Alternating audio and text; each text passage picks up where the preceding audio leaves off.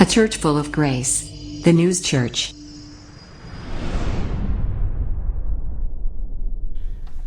할렐루야, 잘 지내셨습니까?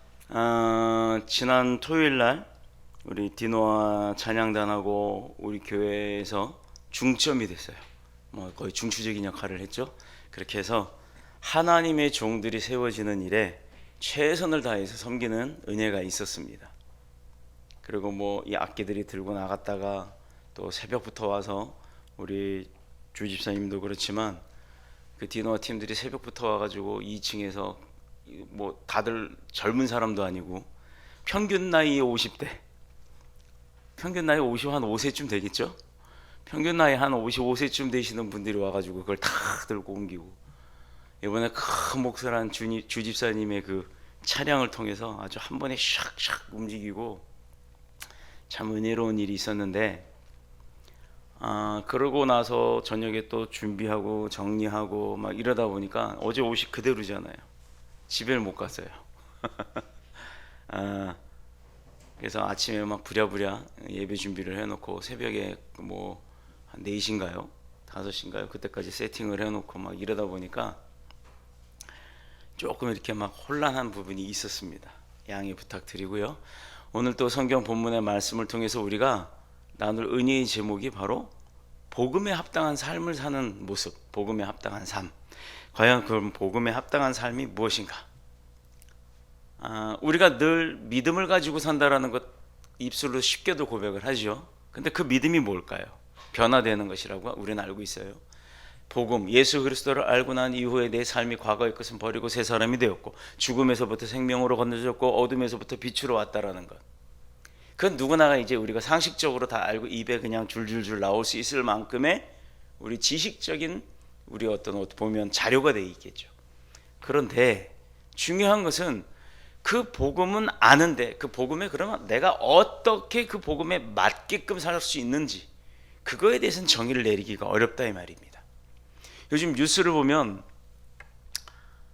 세상이 참 복잡하다는 걸 많이 알게 됩니다. 얼마 전에 제가 그 유명한 미국의 델타 항공을 타고 뉴욕을 갔다 왔습니다만, 역시 델타 항공의 직원들은요, 물론 이제 서양 사람들이 좀 나이가 있으면 굉장히 나이가 많이 들어 보이는 경향이 있습니다만, 제가 봤을 때는 그 비행기 안에 사무장이나 그 캐빈 직원들이나 나이가 한 60대가 다 된 것 같아요. 여자분이든 남자분이든 간에.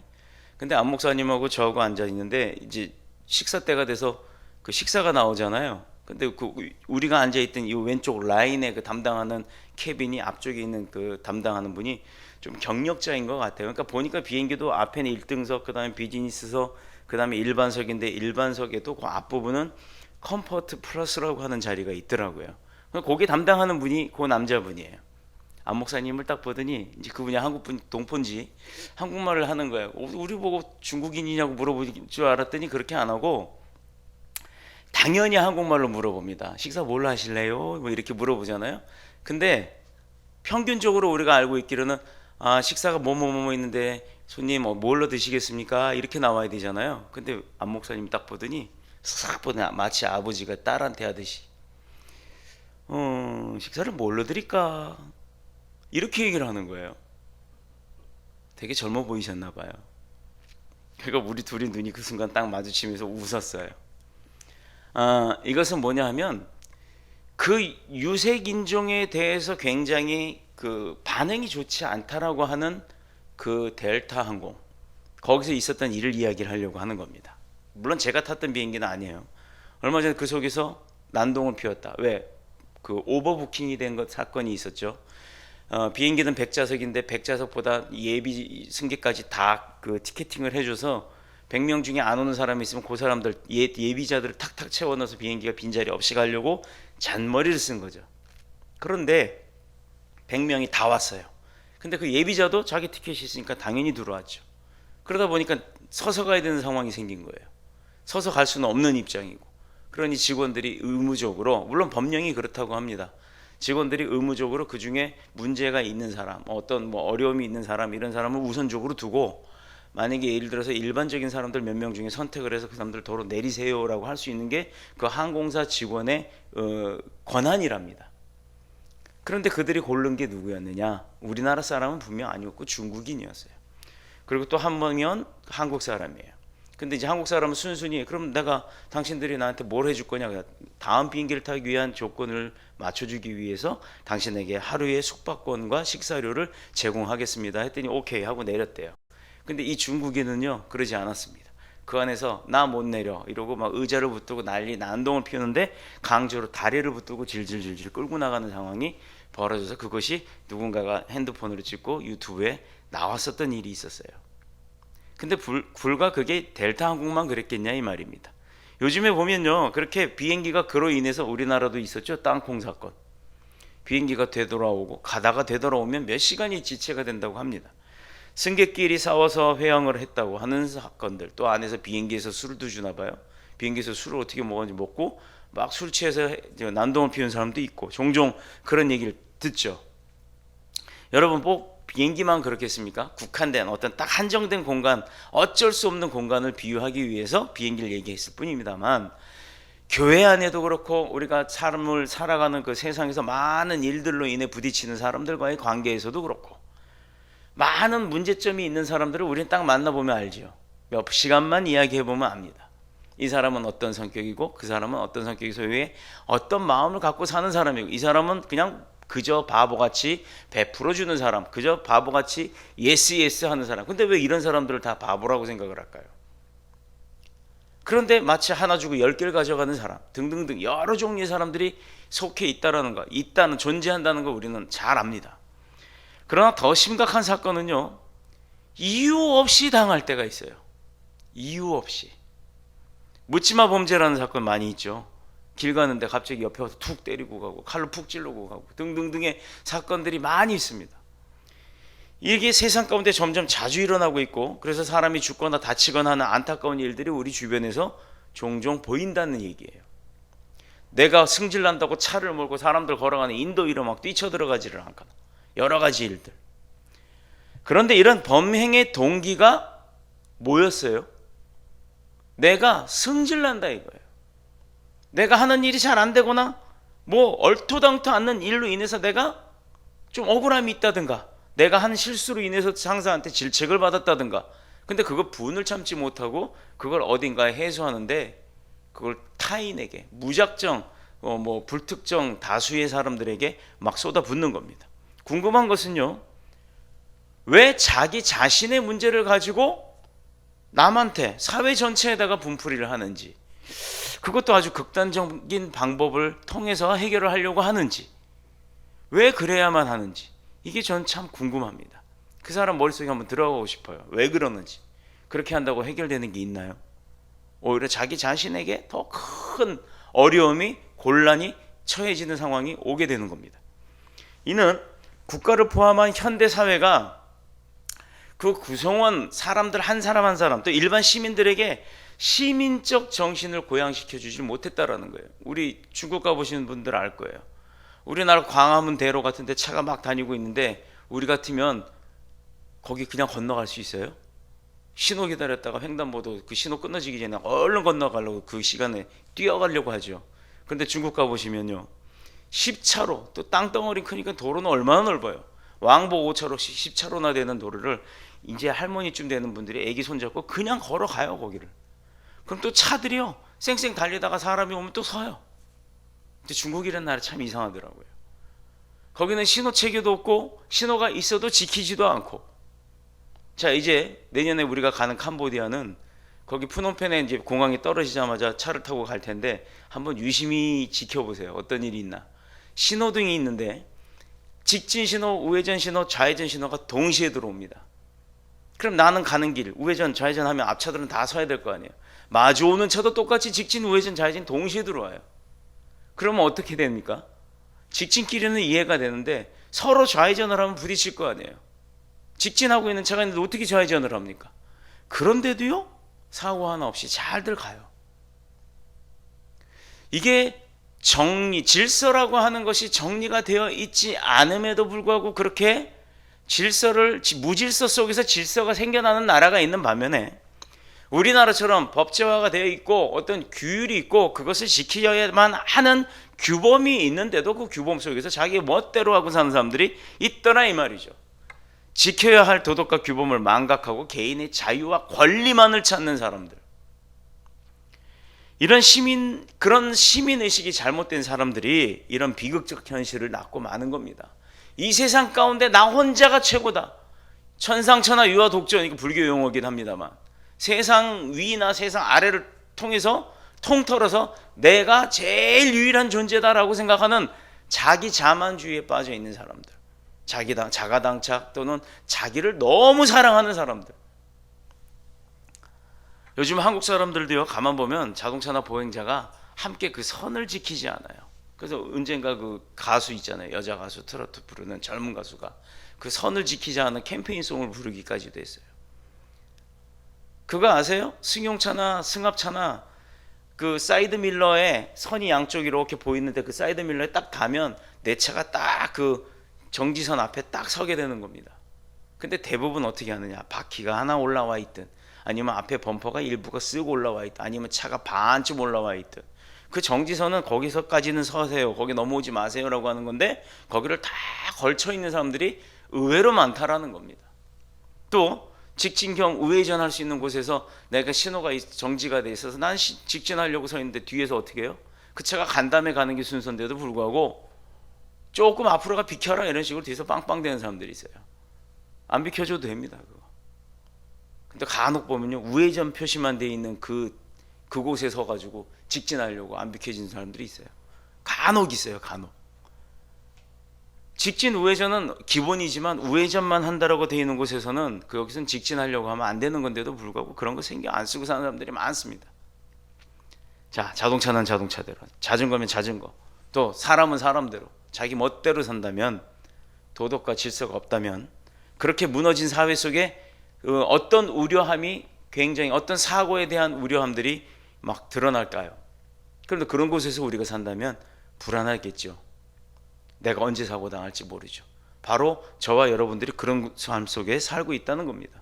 그런데도 사고 당하지 않고 이 자리에 나와서 예배드릴 수 있다는 것, 이게 얼마나 감사합니까? 하나님께서 얼마나 우리를 잘 보호하시고 지켜주셨습니까? 내가 선을 지키려고 노력하는 것도 내가 급하면요 막 가버리려고 하는 그런 욕심이 더 있는 거죠. 근데 하나님의 양심이라는 걸 건드리시고 질서의 의식을 깨우쳐 주시고 그렇게 해서 내가 그걸 다 조금 늦더라도 지키게끔 하시는 게 하나님의 은혜라는 겁니다. 자, 우리가 말로 복음을 전하고 예수 그리스도를 증거하고 또 성경 구절 몇 구절 외워가지고 와서 줄줄줄줄줄 외워갖고 이야기하는 것들, 이것만이 복음이 아니라는 겁니다. 삶 가운데 있어서 하나님의 율법뿐만 아니라 내가 속해 있는 것은 한국이라고 하는 나라의 질서, 그 질서를 잘 지키는 것도 당당한 크리스찬의 삶의 하나인 줄로 믿습니다. 마찬가지로 현대 교회도요, 이 사회에서 우려할 만한 많은 사건들이 있다라는 거예요. 이게 무관하지가 않아요. 교회라고 하면 사람들이 어떻게 알고 있어야 합니까? 교회 다니는 성도들은 다 착해요. 교회 다니는 사람들은 다 온화합니다. 교회 다니는 사람들은 다 예수님의 성품을, 그 사람들은요 교회를 안 나왔음에도 불구하고 예수님이 어떤 분인지는 너무너무 잘 아는 거예요. 이게 참 신기하죠. 예수님이 방송 광고에 나오셨나요? 예수님이 어떤 인터넷에서 나 어떤 사람이다 라고, 난 어떤 존재다 라고 광고하고 다니셨나요? 아니잖아요. 그런데도 왜 믿는 사람뿐만 아니라 믿지 않는 사람들조차도 교회에 다니는 사람들은 다 어떤 사람이라고 알고 있을까요? 참 신기하지 않아요?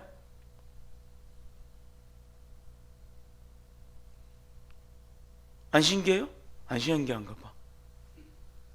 자, 이 세상에 남자가 태어났습니다. 이 세상에 여자가 태어났습니다. 수많은 남자와 수많은 여자들 사이에 내 짝이 딱 생겨요. 그럼 어떻게 해요? 죽고 못 살죠. 그래서 결혼하고 싶죠. 결혼을 합니다. 그럼 자녀가 태어나요. 누가 가르쳐줬어요? 남자 여자 결혼해라, 자녀 생산해라, 그리고 행복하게 살아라. 누가 가르쳐줬어요? 아무도 안 가르쳐줬습니다. 근데 다 알고 다 똑같이 살아요. 왜? 성경의 태초에 하나님께서 아담을 빚고 하와를 만들고 그렇게 해서 둘이 하나 되어 살아라 라고 명령하셨기 때문이에요. 이런 게 답이 성경에 다 가르쳐주고 있는데도 불구하고 이건 본능이야 라고 얘기를 해요. 아니, 배고프면 밥 먹어야 된다는 거 누가 가르쳐 줬어요? 목마르면 물 먹어야 된다는 거 누가 가르쳐 줬습니까? 크게 다치지 않고 크게 아픈 게 아니라 조금 아프고 조금 다치는 일상적인 감기나 이런 것 그냥 놔두면 스스로 낫죠. 누가 그거 치료해 주나요? 내가 스스로 치료하나요? 나 아무것도 안 해요. 그냥 피곤하면 자고 피곤하면 쉬고 몸 아프면 이불 덮고 있고 그렇게 할 뿐이에요. 그런데도 낫지요. 왜? 하나님이 태초에 우리를 만드실 때 자가 회복할 수 있는 기능까지도 다 부어주셨기 때문입니다. 그런데 그건 당연한 줄 알아요. 내가 갖는 건 당연한 거고 남이 노력해서 갖고 있는 거는 당연하지 않은 걸로 알고 있습니다. 자, 어제 총회장님하고 이야기를 하던 중에 뭐 우리 교단 총회장님이야 워낙에 유명한 분이죠. 반기문 뭐 옛날 유엔 사무총장이나 또 뭐 문재인 대통령이 대통령 되기 전이나 등등등 여러 사람들 뭐 안철수 의원이네 대한민국 방송에 나왔던 사람들이 죄다 한교연 종로 그 기독교 회관이 있는 그 우리 총회장님 사무실로 와가지고 인사하고 그랬던 게 얼마나 많아요. 교단 홈페이지 한번 들어가 보세요. 그 사진 뭐 선거철 전까지 한번 쭉 보시면 어마어마하게 많이 올라와 있습니다. 그런 분이 어저께 그 여기 인천까지 오셔서 설교해 주시고 칭찬 우리 팀들한테 칭찬해 주고 밥 사주고 그러신 거예요. 그런 대단한 분들 우리가 만나기 쉬운가요? 못 만나요. 어느 교단에서 교단 총수 만나러 간다고 하면 만나주기나 합니까? 안 만나줍니다. 근데 그런 분이 오히려 찾아오시는 그런 겸손함을 가진 분이 어제 얘기 끝에 아니 총회장님 차가 지금 꽤 됐는데 바꾸실 때 되지 않으셨나요? 바꿔야 되긴 하는데 뭘로 바꿔야 될지 모르겠고 아니 이제 벤츠 타세요 라고 다들 그렇게 이구동성으로 얘기를 해요. 그랬더니 딱 하는 말 목사가 벤츠 타면 그리고 특히 교단장인 내가 이걸 벤츠 탄다 그러면 문제가 심각해져. 무슨 문제가 심각해지나요? 아니 성도들은 자기 돈 벌어서 자기가 다 자기 차 사고 벤츠 사고 다 탔는데 왜 교단장님은 그런 거 타면 안 되나요? 왜? 한 달이면 몇만 킬로를 뛰어다녀야 돼요. 그 쫓아다니는 목사님이 운전을 해주시는 목사님이세요. 그 목사님 피곤할까 봐도 좋은 차를 타셔야 합니다. 그렇게 이 얘기를 하는데도 불구하고 본인은 그걸 만사 거부하시더라고요. 그래서 방법을 알려드렸어요. 지금 타고 계시는 게 EQ9인가 하는 거예요. 900. 그게 한 달에 기름값이요 몇 백만 원씩 들어간대요. 근데 왜 그걸 타십니까? 그 비용은 누가 됩니까? 내가 사비로 내야지. 그러지 마시고요. 디젤 차 타시고요. 좋은 차 타세요. 그리고 경비가 나가니까 리스하십시오. 라고 했더니 그 방법을 전혀 모르고 계셨던 거예요. 지금 차 몇 천만 원씩 1년이면 들어가야 될 경비를 가지고 그 10분의 1만 갖고도 차를 타실 수가 있는데 좋은 차 타세요. 라고 말씀했더니 한번 알아보라고 얘기를 지시하시더라고요. 운전하시는 목사님한테. 자, 보세요. 본인이 내가 가져서 누리는 건 당연한 거고 남이 가져서 누리는 건 문제가 있다.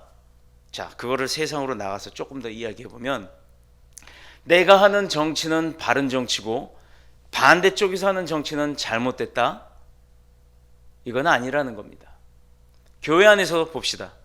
내가 하는 사역은 올바른 사역이고 다른 분이 하는 사역은 잘못된 사역이다. 아닙니다.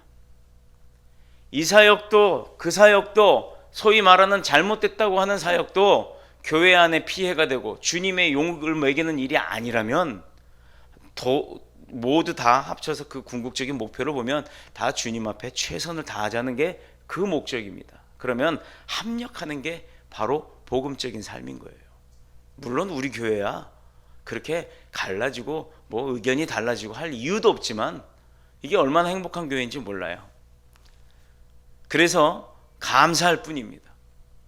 복음이라는 것은 크게 볼 것도 아니고 작게 볼 것도 아니고 멀리 볼 것도 아닙니다. 그냥 내 삶 자체가 행복할 것이고 내 삶 자체에 찬양이 넘치고 내 삶 자체에 감사와 기쁨이 넘치면 바로 그것이 복음인 거예요. 근간은 그 기준은 뭐냐? 바로 성경에 있는 말씀입니다. 교회에 대한 개념은 물론이고 자신의 신앙생활을 너무 안일하게 생각하기 때문에 쉽게 그 신앙생활을 하려고 하는 그런 우리의 모습이 바로 참된 복음이 아니라는 거예요. 그것이 잘못됐다라는 겁니다. 복음에 있어서 믿음 생활에 있어서만큼은 세상 것보다도 더 최선을 다할 수 있는 그것이 바로 복음에 합당한 삶, 주님이 기뻐하시는 삶이라는 겁니다. 조금 오래전으로 올라가서 이야기를 해보면 헬라 시대입니다. 고대 로마 시대 때 있었던 그 헬라 문화가 있었던 헬라 사회에서의 삶은 국가라는 개념이 무엇이었냐면 사람이 사는 장소만을 의미하는 것이 아니었어요. 어디서부터 어디까지 줄 쫙 꺼놓고 그 땅덩어리가 무슨 나라라고 이렇게 했던 게 아니라 오히려 개개인으로 하여금 최고의 선에 이르게 할 목적으로 살아갔던 그 공동체의 의미도 국가라고 지정을 했었던 겁니다. 시민 한 사람 한 사람의 그 고립 상태, 독립적인 상태가 아니라, 저 중간 문 좀 닫아주세요. 파리가 나갔어.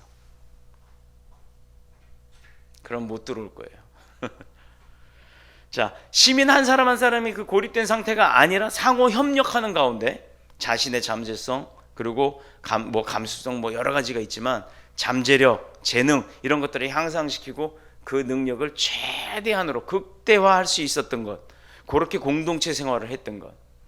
자, 보시면요, 어제도 얼마나 한 7, 8분이서 얼마나 일목요연하게 움직였는지 다 한번 해봤다고, 두 번째는 아주 짜자자작 일이 다 정리가 돼 있었어요. 얼마나 감사한지 몰라요. 그리고 많은 사람들로부터, 특히 총회장님으로부터도 그 소리를 들었어요. 와, 찬양팀이 참 훈련이 잘 된 팀이네. 나 이거 좀 어디 좀 데리고 다니면서 썼으면 좋겠어. 이렇게 얘기하실 정도였어요. 물론 총회장님 사역 엄청 많죠. 막 전 세계로도 가기도 합니다. 방송 출연 한두 번 아니죠. 그런데 문제는 우리가 다 평신도이자 또 그리고 일반 그 직장 생활을 하는 사람이다 보니까 안 나갔네요. 그 평일날은 사역이 어렵다라는 게 문제가 된다는 겁니다. 하지만 우리가 최대한 그 사역을 감당할 수 있을 만큼 최선의 노력을 했고, 누구 한 사람이 짐을 나르고 누구 한 사람이 악기 혼자 하는 게 아니라 여러 사람이 조합을 이뤄서 합력했을 때 어떤 일이 벌어졌어요? 은혜라고 하는 하나님의 능력이 막 쏟아지는 큰 일들이 벌어졌던 겁니다. 얼마나 감사합니까? 이러한 사실에 입각하여 생각해 본다 그러면 그리스도인으로서 산다는 것은 바로 그거 자체가, 내가 크리스찬이라는 것 자체가 복음에 합당하게 살아갈 수 있는 자격이 있다라는 거예요. 그러면 그 복음에 합당한 자격의 삶을 나는 누리면 되는 겁니다. 하나님이 좋아하시는 게 뭘까? 하나님이 싫어하시는 게 뭘까? 이것만 찾으면 돼요. 우리 오늘 안 목사님 기도 중에 하나님의 뜻, 주님의 뜻, 이것을 엄청 강조를 하셨어요. 여러분, 하나님의 뜻이 나에게 지금 어떤 뜻을 주고 계신다, 하나님이 뭘 원하시는지, 그게 하나님의 뜻이에요. 내 아들이, 내가 사랑하는 애인이, 또 내가 제일 아끼는 자녀가, 또 뭐가 있죠? 내 직장에 어떤 동료가 등등등, 상사가 무슨 생각을 하고 그 사람이 나한테 뭘 원하는지, 이거는 참 많이 우리가 보고 깨달을 수가 있죠. 그런데 우리가 주님이 나를 통해 뭘 원하시는지, 그거에 대해서는 얼마만큼 깨닫고 계십니까? 늘상 우리 머리는요, 주님 생각이 항상 있어야 되는 거예요. 항상. 내가 지금 오늘 몸이 이렇게 피곤한데, 하나님이 나한테 무슨 마음이 있으셔서 내 몸이 이렇게 피곤하게 하실까? 쉬게 하시라고, 쉬게 하려고 하나님이 나를 피곤하게 하실까? 그냥 눕자, 자자, 오늘 출근 안 해. 이게 옳을까요? 피곤하지만 내가 오늘 해야 할 일 가운데서 하나님이 어떤 은혜를 주실까? 이렇게 생각하고 열심히 출근을 하는 게 맞을까요? 참, 목사님 그거 참, 그거 당연한 거 아니에요? 먹고 살려면 출근해야죠. 여기서 틀렸어요. 먹고 살려고 출근하나요? 내가 원하는 일을 행복하게 누리려고, 그 일을 통해서 어떤 성취감을 얻으려고, 돈이 목적이 아닌 거예요. 돈이 목적이 되면 틀린 거라는 겁니다. 믿음 생활도 마찬가지예요. 믿음 생활도 내가 어딘가 드러나서 내 모습이 드러나는 것이 목적이 된다 그러면 그 믿음 생활 틀린 거예요. 그러려면 가수하는 게 낫고, 그러려면 세상에 나가서 연예인 하는 게 나아요. 돈 따라오잖아요. 사람 오빠 하고 쫓아가는 사람들 많잖아요. 그게 아니라는 겁니다. 나 자신을 죽여가면서 나는 스스로를 낮출 때 하나님의 영광이 드러난다라고 우리가 하잖아요. 그래서 찬양과 경배가 동시에 있는 겁니다. 우리의 삶 자체, 복음에 합당한 삶은 내가 드러나는 것이 아니고 내가 중심적인 생각을 갖고 하나님의 뜻을 하는 것이 아닙니다. 하나님의 뜻이 먼저가 돼야 된다라는 거예요. 주님, 내가 몸이 너무 아파요. 몸이 힘들어요. 근데 오늘 출근을 해야 돼요. 하나님 어떻게 하는 게 옳겠습니까? 부터 기도가 들어가는 것이 바로 복음에 합당한 삶입니다. 못 알아들으면 심지어 꿈을 통해서라도 보여줄 것이고, 못 알아듣고 있으면 그래도 기도를 해도 응답이 안 된다고 내가 뭐 알아듣지 못하면 심지어 환청이 들리는 상황이 올 때까지 하나님께서는 분명히 우리를 터치하고 계신다는 것. 하늘의 영원한 예루살렘의 시민으로서 살아야 할 의무와 책임이 저와 여러분들 가운데 있다라는 겁니다. 하늘의 예루살렘. 우리는 그곳의 시민들이에요. 천국 시민. 천국 시민이 갖고 있는 자격이 뭘까요? 그 자격은 여러분들이 이제 찾아보는 겁니다. 우리는 뭐 당연히 천국 들어가죠. 그럼 천국 들어가면 우리 뭐 할 건가요? 여러분 천국 가서 뭐 하실 거예요? 이렇게 대답하면 답답하죠. 뭘 해야 될지도 모르고 어떻게 하는 건지도 모르고 그곳에 가면 무슨 일이 있는지도 모르기 때문입니다. 가보지 않았는데 간 것처럼 이야기하는 사람들이 있어요. 어디 뭐 산토리니니 뭐 이런 그 그리스 같은데 이런 아주 멋있는데 그런 데를 내가 한 번도 가본 적이 없어요. 그런데 압니다. 어제 어떻게 하다 무슨 드론 이야기가 나왔어요. 드론에 대한 그 뭐 어떤 이야기가 나오다 보니까 저는 드론에 관심이 많았거든요. 왜냐하면 우리 교인들이 어딜 가든 뭐 영상 찍는 부분들이 있어서 이렇게 좀 위에서 착 찍어보면 어떨까. 그리고 또 그런 생각을 했어요. 요즘에 드론은요, 이렇게 딱 띄워놓고 버튼 눌러놓고 그냥 리모컨을 들고 그냥 걸어가면 드론이 그냥 딱 거리가 정해져 있는 거리 높이에서 쭉 따라오면서 나를 찍는답니다. 제가 가끔 우리 저기 CCTV가 모니터 위에 있잖아요. 뒤에 돌아보세요. 저 맨 위에 있는 카메라가 CCTV예요. 근데 저 카메라가 얼마나 좋은지 저기서부터 저 여기 쫙 전부 다 보여요. 근데 저기 화면에서는 지금 볼 수가 없게끔 빠져 있는데 그 밑에 까만 부스에 자꾸 녹화가 됩니다. 근데 가끔 제가 이제 그걸 연결해서 한번 그 지난 주간에 내가 예배하던 모습이 어떤가 싶어서 그걸 딱 한번 들다 보면 물론 소리가 안 나오니까 뭔지 모르지만 혼자 여기서 막 이러고 있어요. 그런데 그걸 딱 보다가 앉아가지고 막 울면서 기도할 때 모습도 찍힐 때가 있어요. 근데 그걸 딱 보면 뒤에서 뒤통수를 찍잖아요. 아, 내 뒤통수가 이렇게 생겼구나. 아, 머리를 이번에 좀 잘못 잘랐네. 이런 게 아니라 그 막 이러고 앉아서 막 웅웅 울면서 그 막 휴지 뽑는 거 보니까 우는 거거든. 그렇게 기도하고 있는 모습을 딱 볼 때, 나 기도하는 모습이 이랬구나. 내가 기도하는 모습은 생각으로는 생각이 나지만 남의 기도하는 모습은 봐도 내 기도하는 모습 내가 못 보잖아요. 근데 그것을 딱 보는 순간 하나님이 나를 이렇게 지켜보고 계시겠구나. 나는 나 혼자라는 생각, 내가 뭐 내 멋대로 산다는 생각, 내 마음대로 산다는 생각, 순간순간 내 모습만 보이고 내가 보는 것만 보이기 때문에 하나님이 내 뒤에서 나를 보신 땐 이런 모습이었구나 라는 걸 내가 한 번도 느껴본 적이 없지만 그 비디오를 보는 순간 깨닫는 게 있었습니다. 목사로서가 아니라 목사이기 이전에 크리스찬이기 이전에 하나의 제자로서 내 삶이 어땠나 그걸 돌아보게 되니까 단 한순간도 머릿속에서 주님의 생각이 떠날 수가 없겠더라 이 말이에요. 여러분, 축복받는 삶, 내가 원하는 걸 이루는 삶, 그게 바로 오늘 28절에 나오는 답입니다. 오늘 28절 다시 한번 찾아볼까요? 빌립보서 1장 28절. 무슨 일에든지 대적하는 자들 때문에 두려워하지 아니하는 이 일을 듣고자 함이라. 이것이 그들에게는 멸망의 증거요 너희에게는 구원의 증거니 어디로부터? 하나님으로부터 나는 것이니라. 여러분에게 주어지는 시간, 삶, 생각, 마음, 환경, 내 조건 등등 내가 지금 소유하고 누리고 볼 수 있는 모든 것, 듣는 것까지도 다 어디로부터 나왔다? 하나님으로부터 나온 겁니다. 하나님의 것을 내가 쓰는 거예요. 무슨 자격으로? 하나님의 자녀로서의 당당함, 천국의 이스라엘 시민으로서의 자격으로 당당함으로 그걸 다 누리는 겁니다. 때로는 우리가 하나님이 우리에게 주신 거를 다 누려야 되는데 가끔 그걸 놓칠 때가 있고 누리지 못할 때가 있어요. 그게 이루어지지 않는다라고 표현하는 부분들이에요. 왜? 내가 뭔가 부족했기 때문입니다.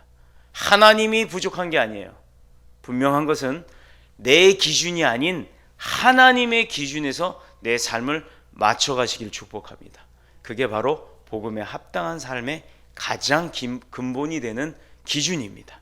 최대의 무기 중에 하나는 기도예요.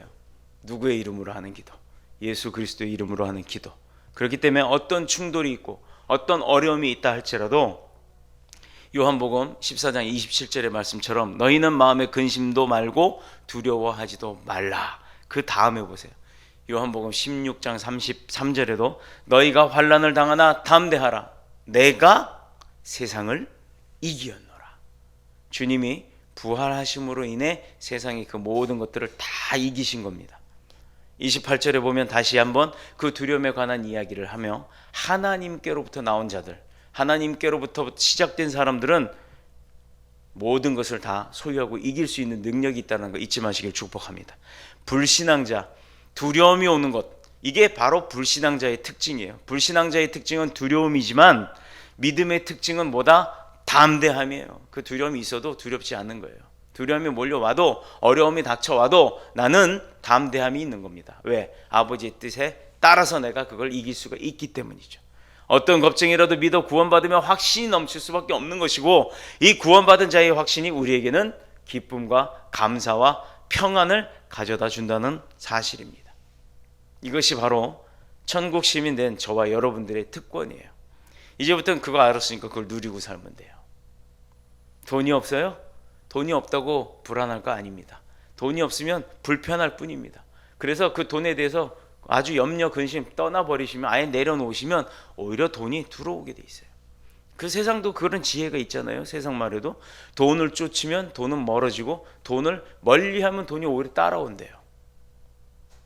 그런 세상 말은 솔깃한데 주님이 주시는 말은 잘 솔깃해지지가 않아요. 믿겨지지도 않아요. 이게 진리기 때문에 그렇습니다. 여러분 설교 들을 때 잘 다가오지 않을 때가 많아요. 근데 저도 그랬어요. 그런데 그럼에도 불구하고 하나님이 약속하신 그 말씀의 진리대로 그럼에도 그걸 두려움을 떨쳐버렸더니 어떤 일이 벌어지느냐. 제가요 지금 안 목사님 없으니까 얘기할게요. 제 지갑에 하나님 제 평생의 지갑에 10만 원을 넣고 다니는 것이 소원입니다. 10만 원을 항상 가지고 다닐 수 있는 게 소원입니다 라고 했더니 그거 들어주셨을까요? 들어주셨어요. 어느 때부터는 지갑에 항상 10만 원이 들어있어요. 없을 때도 있습니다. 물론. 근데 그러면 또 금방 10만 원이 채워집니다. 또 씁니다. 또 채워져요. 요즘에는 어떤 일이 벌어지느냐. 10만 원이 넘어가기 시작했어요. 12만 원이 채워져 있어요. 항상. 안 웃으시네. 이게 조금 고퀄리티인가요? 뭐냐 하면 자꾸 채워짐의 은혜가 있더라 이 말입니다. 그걸 누구 걸 뺏어서 넣는 게 아니에요. 내가 길 가다 누가 어려움이 있어요. 누가 진짜 보니까 정말 냄새가 나서 며칠 전의 일입니다만 냄새가 나서 옆에 사람들이 가지도 못해요. 그런데 그 노숙자 한 사람이 너무 배가 고팠나 봐요. 제가 봐도 이 사람 이대로 놔두면 곧 쓰러지겠다 싶었어요. 그래서 그 사람을 좀 식당에 좀 데려가려고 했더니 처음엔 그 생각이었지만 안 되겠더라고요. 왜냐하면 몸에서 냄새 나니까 식당 주인이 거부하겠더라고요. 근데 딱 보니까 포장이라는 게 있더라고요. 여기 구수옥에 가면 설렁탕 이런 걸 다 포장을 해줘요. 그래서 그걸 가지고 차를 가지고 갔다가 그걸 하나 사다가 도로 왔어요. 왔는데 그 사람이 없네. 그래갖고 다시 이렇게 돌아서서 나오면 그럼 없으면 뭐 내가 먹어야겠다 싶어서 먹으려고 이렇게 돌아서서 오다 보니까 바로 교회 뒤에 와갖고 또 있더라고요. 주차장. 그래서 차를 세워놓고 이거 드세요 하고 줬더니 세상에 그 자리에서 그걸 먹는데 5분도 안 돼서 다 드셨어요. 얼마나 배가 고팠겠어요. 근데 그 모습을 보면서 마음이 좀 짠해지더라고요. 왜? 저도 그렇게 배가 고파 본 적이 있었거든요. 바로 그겁니다. 그냥 우리가 그거 그래봤자 9,000원인데 9,000원 없을 수도 있어요. 그게 중요할 수도 있습니다. 그러나 그렇게 한번 그 사람에게 식사 제공을 해주고 나서 내 마음에 뭐가 있었냐면 하나님 저 9,000원이 저 사람에게는 얼마나 큰 지금의 시간만큼은 얼마나 큰 감사함과 행복함을 줄 수 있었을까요? 그리고 그렇게 근심 걱정이 있던 사람이 그거 한 그릇 딱 먹더니 얼굴이 환해지는 걸 보고서는 얼마나 제가 더 기뻤는지 몰라요. 근데 그분이요 가끔 가다가 저를 만나게 돼요. 그러면 저를 알아보고 인사를 합니다. 마지막 29절에 기록된 대로 복음에 합당한 자의 삶은 주님을 위해 고난 받는 것, 주님을 위해 손해 보는 것, 이것을 기뻐하는 삶이에요.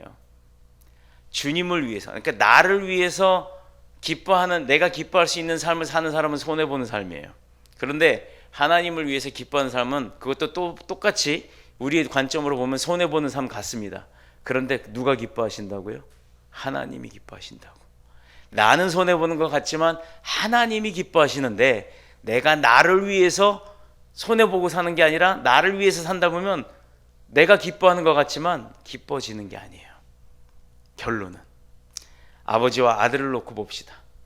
아들이 아무리 자기 위해서 산다 그러면 기껏 내가 너 돈 투자해갖고 키워서 대학 보내서 사회생활하게 해갖고 너 박사 만들어놨는데 나를 요양원 보내놓냐라고 하는 그런 자녀들 많아요.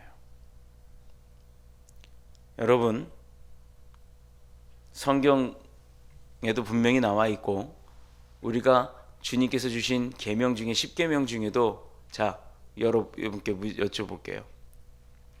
몇 절입니까? 몇 번째 계명이 내 부모를 공경하라입니까? 빨리 계산해 보세요. 6번째? 5번째요. 이거요, 중요한 부분이에요. 하나님께서 분명히 부모에 대한 공경 이야기하셨습니다. 여기 자녀들에게만 해당된 게 아니에요. 방송 듣는 어른들에게도 해당되는 겁니다. 내 부모 다 돌아가셔서 없으니까 난 공경할 일 없어. 아니요. 주변의 어르신들을 공경하는 것도 내 부모에 대한 공경과 같습니다. 대한민국 사회가 이게 없어졌어요. 이게 문제가 심각해지는 사회가 돼가고 있습니다. 옛 선지자들 때부터 지켜왔던 그 규례, 그 율법에 묶여 사는 이유는 없지만 좋은 선례에 대해서는 버릴 이유도 없다라는 겁니다.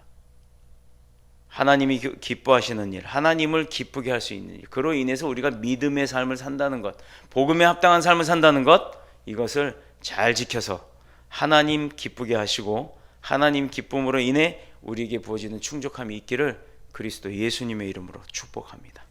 모두 누리고 사시는 저와 여러분 되시기를 예수님의 이름으로 축복합니다. 축원합니다. 기도하겠습니다.